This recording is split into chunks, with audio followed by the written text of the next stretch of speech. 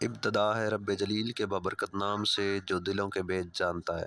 मैं हूं मोहम्मद यूसुफ और आप देख रहे हैं MB टेक। आज हम रिव्यू करने जा रहे हैं डॉलर्स के रेफ्रिजरेटर का जिसका मॉडल है 9106 जो कि दो कलर्स में दस्तयाब है, एक वाइट और दूसरा सिल्वर। वाइट कलर के रेफ्रिजरेटर पर हमने एक प्रोटेक्टिव शीट चढ़ाई है जिसकी वजह से आप इसकी जो लुक है ओरिजिनल वो नहीं देख पा रहे, इसलिए वीडियो के शुरू में मैंने एक तस्वीर जो है वो अपलोड कर दी। आज मैं इसका रिव्यू करने जा रहा हूँ। इसमें चंद चीजें हैं जो बेसिकली देखने वाली हैं, तो बगैर किसी लंबी चौड़ी तमीद के शुरू करते हैं।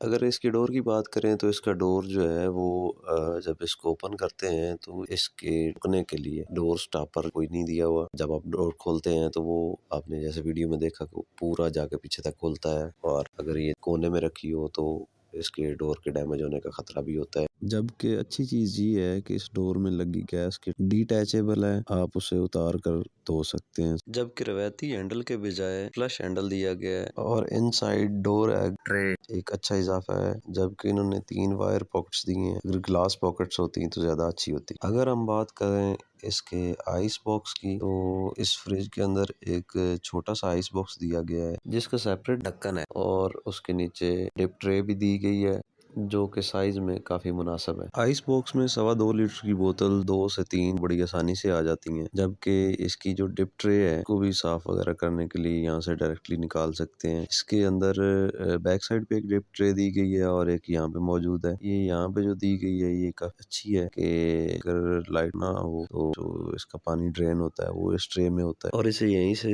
निकाल कर आसानी से साफ किया जा सकता है, जबकि बैक वाली ट्रे है उसको पूरा प्रॉपर पेचकस वगैरह से खोलना पड़ता है, तो उस मुशक्कत से बंदा बच जाता है। एक और अच्छी चीज जो इस फ्रिज में दी गई है वो है इसकी लाइट, जो कि एक साइड वाली दीवार पे लगी हुई है। इसका फायदा ये होता है कि नीचे वाली ट्रे तक सही फ्रिज रोशन रहती है। दूसरा, ये पानी से बची रहती है। दरवाजे की अगर जोड़ की बात करें तो दरवाजा इस फ्रिज के साथ जैसे फिक्स किया गया है, तो ये एक इसका मंफी पॉइंट है कि ये दरवाजा लगाने के लिए अलग मेटल की पतरी लगाकर उसको प्लास्टिक कवर से कवर किया गया है। ये दरवाजा इस जुगाड़ की वजह से यहाँ से हिलता भी है, नहीं इसकी फिटिंग सही नहीं हुई होती। जबकि फ्रिज के लोअर पोर्शन में 2 ग्लास शेल्व्स और एक फ्रूट बास्केट दी गई है, जबकि कंपनी क्लेम करती है कि 3 शेल्व्स दे रहे हैं, जबकि फ्रिज के अंदर सिर्फ 2 शेल्व्स मौजूद होती हैं। सबसे बड़ी खामी जो इस फ्रिज की है वो है इसकी बॉडी का पतला होना। जैसे मैं हाथ से इशारा करके भी दिखा रहा हूँ कि इसकी बॉडी काफी पतली है, तो इसकी वजह से इसकी कूलिंग बाहर वाली साइड पे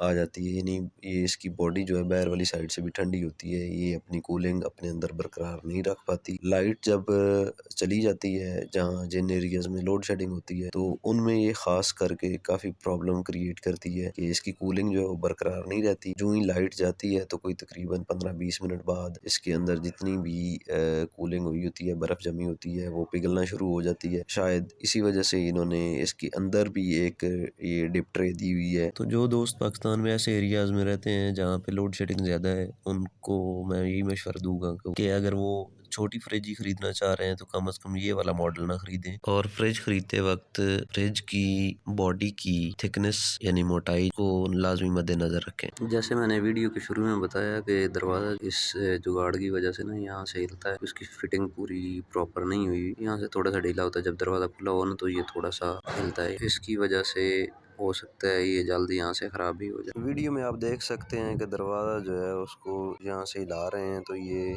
इस जगह से वो हिल रहा है, तो ये इस रेफ्रिजरेटर में एक मनफी पॉइंट है। इसके अलावा जो मैंने पहले जिक्र किया था कि इसकी कूलिंग बाहर वाली साइड पे फील होती है, ये बैक साइड पे भी सेम इसी तरह फील होती है। बॉडी पूरी बाहर से ठंडी हुई होती है, इसी वजह से ये शायद अपनी कूलिंग बरकरार नहीं रख सकता। तो इस रेफ्रिजरेटर में ये एक बड़ा ही पहलू है मनफी इसका कि इसकी कूलिंग बरकरार नहीं रहती, जैसा कंपनियां क्लेम करती हैं कि 70 घंटे तक कूलिंग बरकरार रहती है। इस रेफ्रिजरेटर में बिल्कुल भी ऐसा नहीं है, 20-25 मिनट बाद इसकी बर्फ पिघलना शुरू हो जाती है। बाकी इन्होंने इसकी जो स्पेसिफिकेशंस दी हुई हैं फ्रिज की बैक साइड पे वो भी आप तस्वीर में देख सकते हैं। इसका मॉडल दिया हुआ है, इसकी क्लास दी हुई है, रेफ्रिजरेंट दिया हुआ है कि इसके अंदर R600A रेफ्रिजरेंट इस्तेमाल हुआ है। रेटेड वोल्टेज बताया गया है कि ये 187 से 254 AC वोल्टेज तक ये काम करता है। 68 वाट कंज्यूम करता है। सिस्टम, गैस का वेट, फ्रीक्वेंसी और नॉमिनल करंट का बताया गया है। इस रेफ्रिजरेटर में R600A कूलेंट इस्तेमाल हुआ है, जबकि पुराने रेफ्रिजरेटर में R134A इस्तेमाल होता था। इसके अलावा अगर इसकी बात करें बैक साइड पे लगे हुए पुर्जाजात की, तो इसमें जो मुझे एक चीज नजर आई है कि ये कंडेंसर को नीचे लगे हुए पुर्जाजात के साथ कनेक्ट करते वक्त ब्लैक पेंट करते हैं। पेंट करते हुए को खास ध्यान नहीं किया, पेंट जगह जगह मुख्तलिफ चीजों पे गिरा हुआ है और पेंट ठीक तरह से किया हुआ भी नहीं है। इसकी जो फिनिशिंग है वो भी कोई इतनी अच्छी नहीं हुई। वीडियो पे आप देख सकते हैं कि तकरीबन तमाम चीज़ों के ऊपर ही पेंट जगह जगह पे गिरा हुआ और लगा हुआ नज़र आ रहा है, जैसे ये कंप्रेसर के नीचे और इसके स्टिकर पे और बाकी चीज़ों पे लगा हुआ है। और पर ये जो ट्रे दी गई है इसके भी एक पार्ट के ऊपर लगा हुआ है।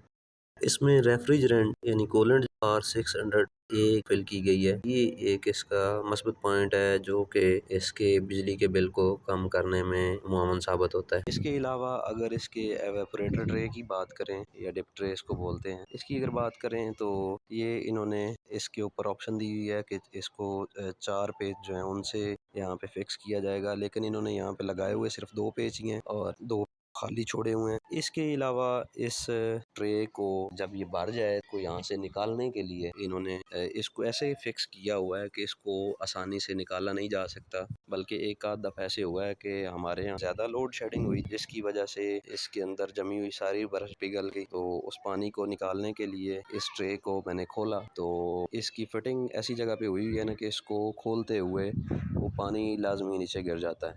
इसके अलावा अगर इसकी बात करें कंजम्पशन की, तो कुछ हिसाब लगाया है इसका। आप रीडिंग देख सकते हैं। पहले मैंने रीडिंग नोट की है, तारीख की, उसके साथ मैंने टाइम भी मेंशन किया है और साथ रीडिंग भी मेंशन की हुई है।